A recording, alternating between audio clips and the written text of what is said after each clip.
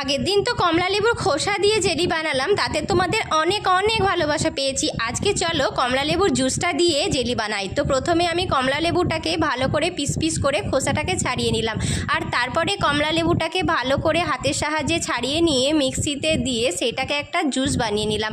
আর এই জুসটা কিন্তু আমি ছেঁকে নিয়েছিলাম। আর তারপরে দেখো ফুড কালার দিয়ে দিলাম একটুখানি, খুব সামান্যই দিয়েছিলাম ফুড কালারটা। আর তারপরে যেটা দিলাম সেটা হচ্ছে চিনি গুঁড়ো, আর তারপরে দিয়ে দিলাম পরিমাণ মতো কর্নফ্লাওয়ার। তারপরে সেটাকে কিন্তু ভালো করে বেশ অনেকক্ষণ নেড়ে নিলাম, আর তারপরে ওভেনে বসিয়ে দিলাম। আর তারপরে ওভেনে বসা মাত্রই কিন্তু ঘন ঘন নাড়তে হবে, একটুও কিন্তু আরাম দেওয়া যাবে না। নেড়ে নিয়ে তারপরে দেখো ফাইনালি আমি বাটিতে ট্রান্সফার করে নিলাম। আর এরপর কিন্তু আমি প্রায় 2 ঘন্টা মতো ফ্রিজে রেখে দিলাম। ফ্রিজ থেকে বের করে দেখো তারপরে একদম ছুরির সাহায্যে পিস পিস করে কেটে নিলাম।